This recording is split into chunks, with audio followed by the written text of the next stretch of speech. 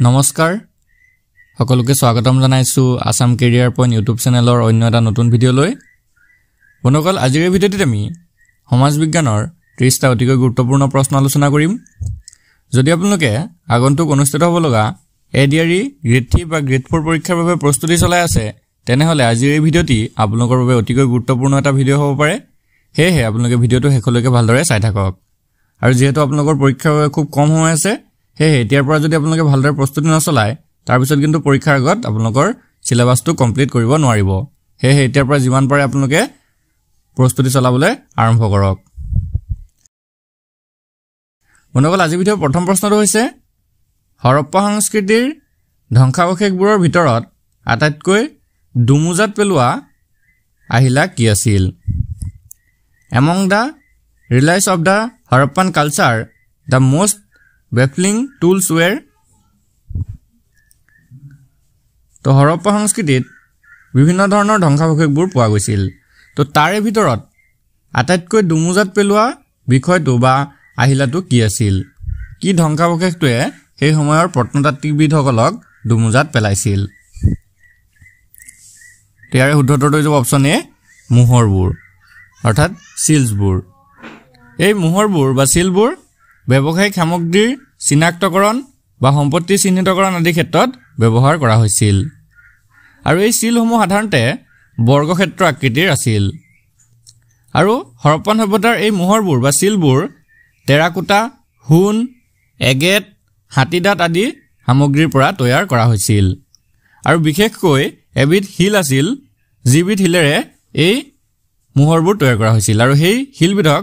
টেষ্টাইট hill বুলি কোৱা হয় আৰু সেই হিলেৰে বেছিভাগ মোহৰ তৈয়াৰ কৰা হৈছিল সেই মোহৰবোৰত বাঘ হাতী মহ ছাগলী আদি বিভিন্ন জন্তুৰ লগতে কেতিয়াবা মানুহৰো প্ৰতিমূৰ্তি সজাই তোলা হৈছিল নেক্সট প্ৰশ্নটো হৈছে মহাত্মা গান্ধীয়ে দক্ষিণ আফ্ৰিকাত তলৰ কোনখন সংবাদপত্ৰ প্ৰকাশ কৰিছিল Which of the following newspaper was published by Gandhi in South Africa? বন্ধুসকল ইয়াৰ ৰাইট আনসাৰটো হৈছে option C Indian opinion Indian অপিনিয়নটো মহাত্মা গান্ধীয়ে সাউথ আফ্ৰিকা অৰ্থাৎ দক্ষিণ আফ্ৰিকাৰ পৰাই প্ৰকাশ কৰিছিল আৰু এটো প্ৰকাশ কৰিছিল তেওঁ 1903 চনৰ 4 জুন তাৰিখে 1903 চনৰ 4 জুন তাৰিখে মহাত্মা গান্ধীয়ে বৰ্ণবৈষম্যৰ বিৰুদ্ধে সেই সময়ত সাউথ আফ্ৰিকাত তেওঁ এই ইণ্ডিয়ান অপিনিয়ন নামৰ বাতৰি কাকতখন বা সংবাদপত্ৰখন প্ৰকাশ কৰিছিল তো সনটো ইম্পৰ্টেন্ট হয় আপোনালোকে মনত ৰাখিব কেতিয়াবা পৰীক্ষাত আপোনালোকৰ আহিব পাৰে নেক্সট কোৱেশ্চনটো হৈছে Which of the following was the first political party in India নিম্নলিখিত কোনটো ভাৰতৰ প্ৰথমটো ৰাজনৈতিক দল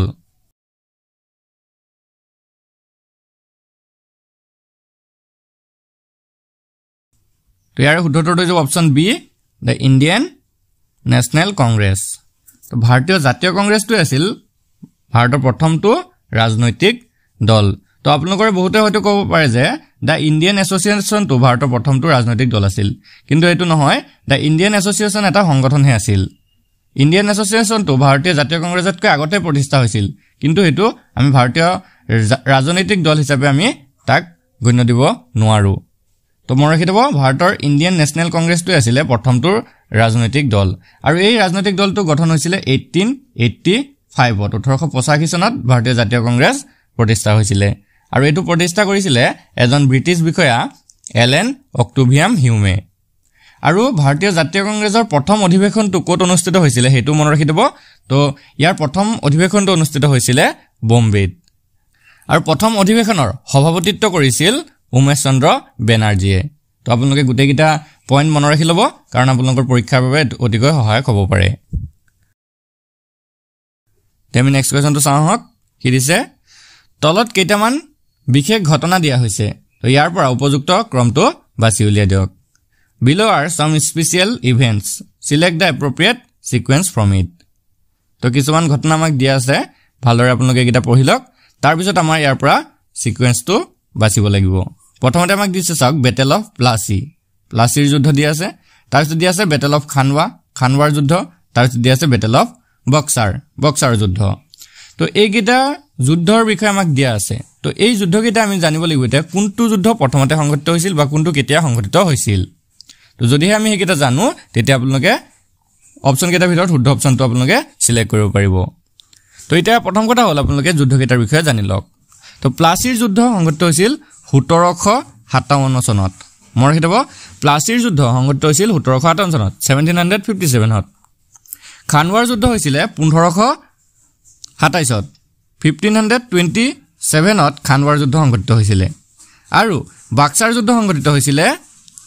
1764 ত বাক্সাৰ যুদ্ধ 1764 ত সংঘটিত হৈছিল তো ইয়াৰ পৰা আপোনালোকে এতিয়া যেটো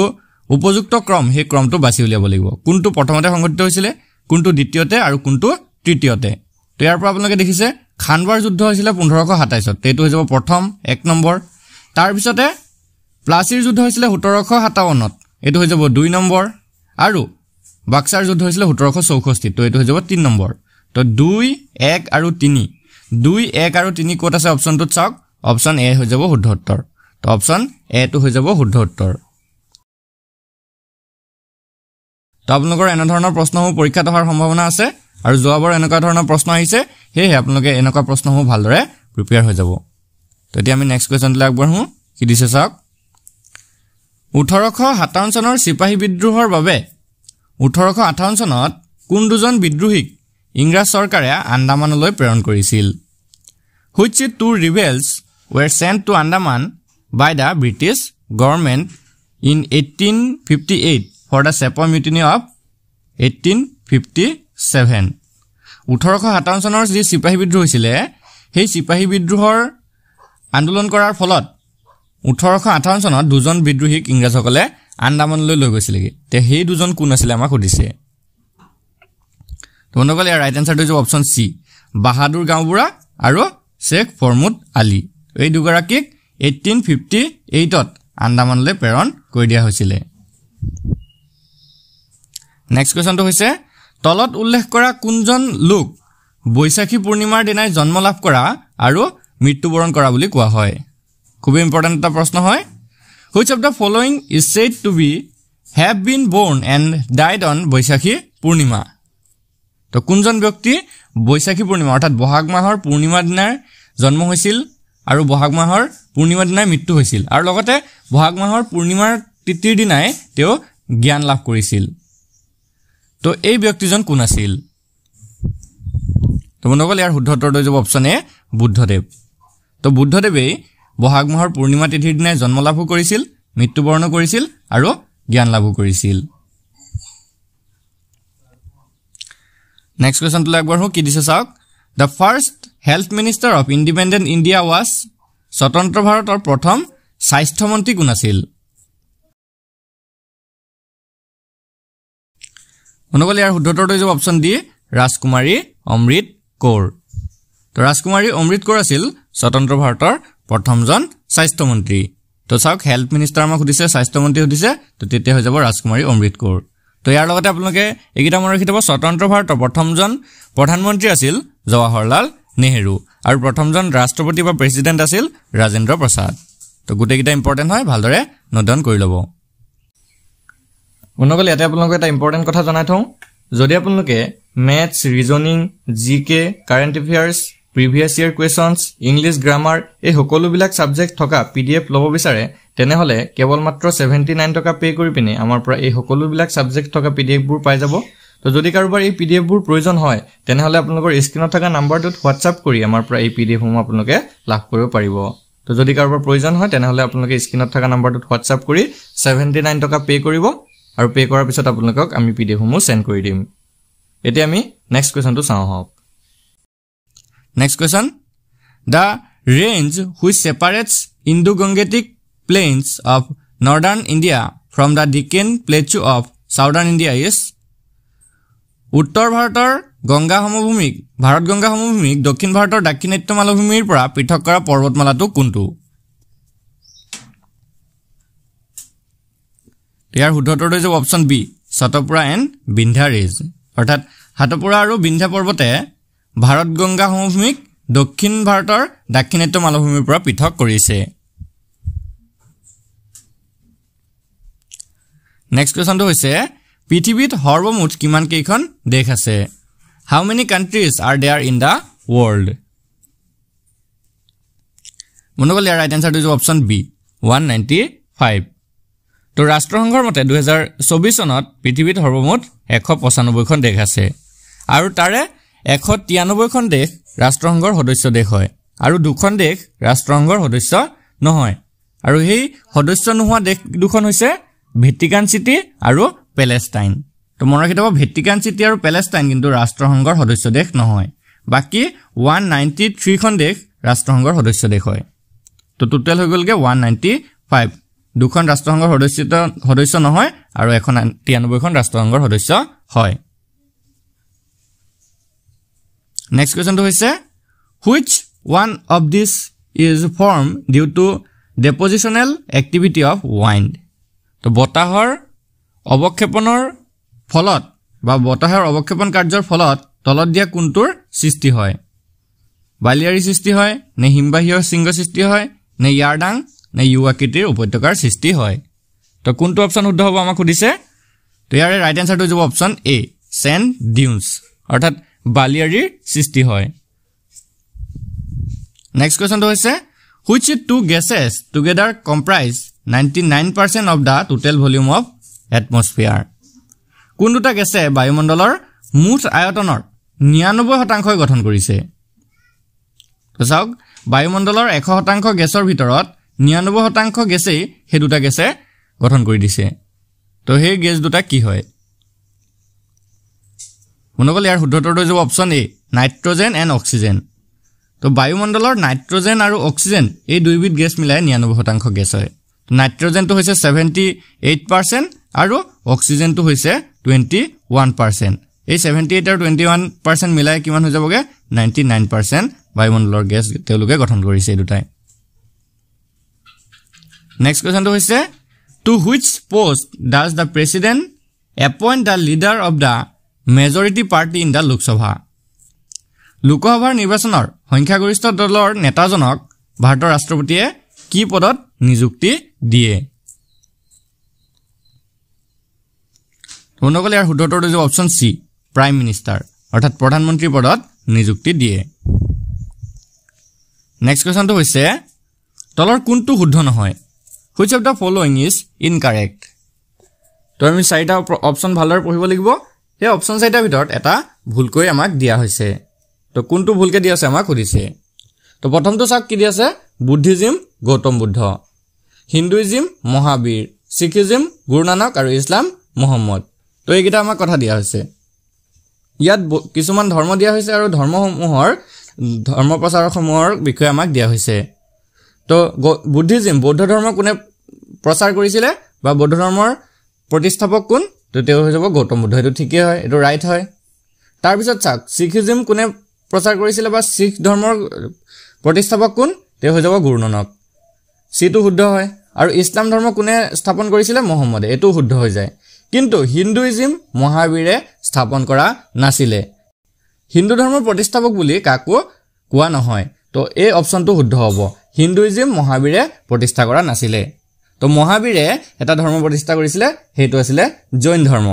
তো জৈনিজম বা জৈন ধৰ্ম প্ৰতিষ্ঠা কৰিছিলে মহাবীৰে তো অপচন বি টো শুদ্ধ হৈ যাব তো এনেকুৱা ধৰণৰ প্ৰশ্নসমূহ আপোনালোকৰ পৰীক্ষাত আহিব পাৰে সো আপোনালোকে এনেকুৱা ধৰণৰ প্ৰশ্নসমূহ প্ৰিপেয়াৰ হৈ যাব নেক্সট কোৱেশ্চনটো কি দিছে চাওক by which name is the river Brahmaputra known after it joins the river Ganga in Bangladesh বাংলাদেশত গংগা নদীৰে মিলিত হোৱাৰ পাছত ব্ৰহ্মপুত্ৰ কি নামেৰে জনা যায় মনোগল ইয়াৰ ৰাইট আনসাৰটো হ'ব অপচন সি পদ্মা তো ব্ৰহ্মপুত্ৰ যেতিয়া বাংলাদেশত গংগা নদীৰ সৈতে মিলিত হয় তেতিয়া পদ্মা নামেৰে জনা যায় যদি আপোনালোকৰ এই প্ৰশ্নটো যমুনা বুলি থাকিলেহেঁতেন উত্তৰটোত যমুনা বুলি যদি থাকিলেহেঁতেন তেতিয়া আপোনালোকে যমুনাটো শুদ্ধ দিব লাগিলে কাৰণ চাওক মই কৈ আছো অসমৰ ব্ৰহ্মপুত্ৰ নদীখনক অসমতহে ব্ৰহ্মপুত্ৰ নদীখনক ব্ৰহ্মপুত্ৰ বুলি জনা যায় বাকি বেলেগ বেলেগ অংশত ইয়াক বেলেগ বেলেগ নামেৰে জনা যায় যেতিয়া তিব্বত অংশত ইয়াৰ সৃষ্টি হয় বা তিব্বত অংশৰ পৰা যেতিয়া বৈ আহে সেই অংশত ব্ৰহ্মপুত্ৰ নদীখনক ইয়াৰলুং জাংপু বুলি জনা যায় অৰুণাচল প্ৰদেশত ব্ৰহ্মপুত্ৰ নদীখনক চিয়াং বুলি জনা যায় আৰু বাংলাদেশত এই নদীখনক যমুনা বুলি জনা যায় আৰু যেতিয়া গংগা নদীৰ সৈতে এটো মিলিত হয় তেতিয়া তাক পদ্মা বুলি কোৱা হয় তো যদিহে বাংলাদেশত আপোনালোকৰ পদ্মা আৰু যমুনা দুইটা অপচনত থাকে তেতিয়া যমুনাটো আপোনালোকে শুদ্ধ দিব ঠিক আছে বুজি পাইছে এতিয়া আমি নেক্সট কোৱেশ্চনলৈ আগবাঢ়ো নেক্সট কোৱেশ্চনটো কি দিছে চাওক সকলো বৈষ্ণৱ সত্ৰৰ দেৱালয়ৰ মূৰ্তি ব্ৰহ্মপুত্ৰত পেলাই দি তাৰ ঠাইত শিল আৰু পিতলৰ প্ৰতিমা স্থাপন কৰিবলৈ কোৱা আহোমৰ শাসনকৰ্তাজন কোন আছিল Who was the Ahom ruler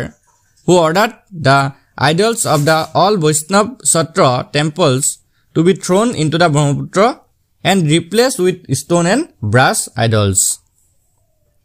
তো চাওক সেই ব্যক্তিজন কোন আছিল তো ইয়াৰে শুদ্ধটো হৈ যাব অপচন সি বৰৰজা ফুলেশ্বৰী বৰৰজা ফুলেশ্বৰীয়ে কি কৰিছিল সকলো বৈষ্ণৱ সত্ৰৰ দেৱালয়সমূহ মূৰ্তিসমূহ ব্ৰহ্মপুত্ৰত পেলাই দিবলৈ গৈছিল আৰু সেই মূৰ্তিসমূহৰ ঠাইত ব্ৰঞ্জ বা পিতল আৰু শিলৰ মূৰ্তি বা প্ৰতিমা স্থাপন কৰিবলৈ আদেশ দিছিল নেক্সট কোৱেশ্চনটো হৈছে 1617 চনত সংঘটিত আহোম আৰু মোগলৰ যুদ্ধখনক কি নামেৰে জনা যায় What is the name of the Ahom-Mughal war in 1617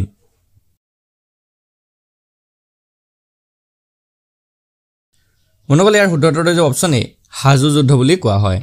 তো 1617 চনত আহোম আৰু মোগলৰ মাজত এখন যুদ্ধ হৈছিল আৰু সেই যুদ্ধখনক হাজু যুদ্ধ বুলি জনা যায় নেক্সট কোৱেশ্চনটো হৈছে তলৰ কোনখন ৰাজ্যত ইউৰেনিয়ামৰ খনি পোৱা যায় uranium mines R found in which of the following states তো মনোবল কোনখন ৰাজ্যত ইউৰেনিয়ামৰ খনি পোৱা যায় উৰিষ্যা নে মধ্যপ্ৰদেশ নে বিহাৰ নে ত্ৰিপুৰা ইয়াৰ শুদ্ধটো হৈছে অপচন সি বিহাৰ বিহাৰ ৰাজ্যখনত ইউৰেনিয়ামৰ খনি পোৱা যায় তো ইয়াৰ লগতে মনত ৰাখিব উৰিষ্যা আৰু মধ্যপ্ৰদেশ এই দুখন ৰাজ্যতে কিছু কিছু পৰিমাণে মেংগানিজ পোৱা যায় মেংগানিজ উৰিষ্যা আৰু মধ্যপ্ৰদেশ ৰাজ্যত কিছু পৰিমাণে পোৱা যায় তো উৰিষ্যা ৰাজ্যখনত আটাইতকৈ বেছি পৰিমাণে পোৱা যায় লগতে মধ্যপ্ৰদেশ ৰাজ্যতো কিছু পৰিমাণে পোৱা যায় নেক্সট কোৱেশ্চনটো হৈছে কোনটো পৰিকল্পনাত দুৰ্গাপুৰ ভিলাই আৰু ৰুৰকেল্লাত লুটিখা উদ্যোগ স্থাপন কৰা হৈছিল Under which plan were iron and steel industries established at Durgapur, Bhilai and Rourkela? ইয়াৰ শুদ্ধটো হৈছে অপচন এ দ্বিতীয় পঞ্চবাৰ্ষিক পৰিকল্পনাত তো দ্বিতীয় পঞ্চবাৰ্ষিক পৰিকল্পনাতেই দুৰ্গাপুৰ ভিল্লাই আৰু ৰুৰকেলাত লুটিখা উদ্যোগ স্থাপন কৰা হৈছিল নেক্সট কোৱেশ্চনটো হৈছে পৃথিৱীৰ গভীৰতম খাতটো কোনখন মহাসাগৰৰ তলিত অৱস্থিত The deepest trench in the world is located at the bottom of which ocean? তো বন্ধুসকল ইয়াৰ ৰাইট এনসাৰটো হৈছে অপচন সি প্ৰশান্ত মহাসাগৰ অৰ্থাৎ পেচিফিক ওচিয়ান তো পৃথিৱীৰ গভীৰতম খাত সেই খাতটো হৈছে মেৰিয়ানা খাত বা মেৰিয়ানা ট্ৰেঞ্চ আৰু এই মেৰিয়ানা ট্ৰেঞ্চটোৰ গভীৰতাটো হৈছে 11034 মিটাৰ মিটাৰত যদি আমি চাবলৈ যাওঁ 11034 মিটাৰ আৰু যদি ফুটত চাবলৈ যাওঁ তেতিয়া হ'ব 36201 ফুট চাব মনত ৰাখিব এইবিলাক বস্তু আপোনালোকৰ পৰীক্ষাত আহিব পাৰে সেইকাৰণে ভালকৈ মনত ৰাখি ল'ব তো মেৰিয়ানা খাতটো হৈছে পৃথিৱীৰ গভীৰতম খাত কোনখন মহাসাগৰ তলিত আছে প্ৰশান্ত মহাসাগৰ তলিত গভীৰতাটো কিমান 11034 মিটাৰ আৰু ফুটত যদি চাবলৈ যাওঁ 36201 ফুট তে আমি নেক্সট কোৱেশ্চনলৈ আগবাঢ়ো কি দিছে চাওক পৃথিৱীৰ ভিতৰত ক্ষুদ্ৰতম নদীদ্বীপ উমানন্দ ক'ত অৱস্থিত তো এটা আমি সকলোৱে জানো Where is the smallest river island in the world Umananda ইয়াৰ ৰাইট এনসাৰটো হৈছে অপচন এ ভাৰতৰ ভিতৰতে অসমৰ ব্ৰহ্মপুত্ৰ নদীৰ ওপৰতে পৃথিৱীৰ ভিতৰত আটাইতকৈ ক্ষুদ্ৰতম সৰু নদীদ্বীপ উমানন্দটো অৱস্থিত